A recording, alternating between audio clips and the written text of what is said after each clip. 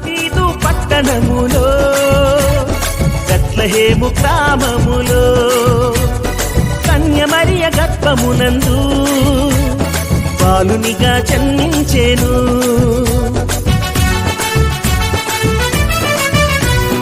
దావీదు పట్టణములో బెత్లెహేము గ్రామములో కన్య మరియ గర్భమునందు బాలునిగా జన్మించెను.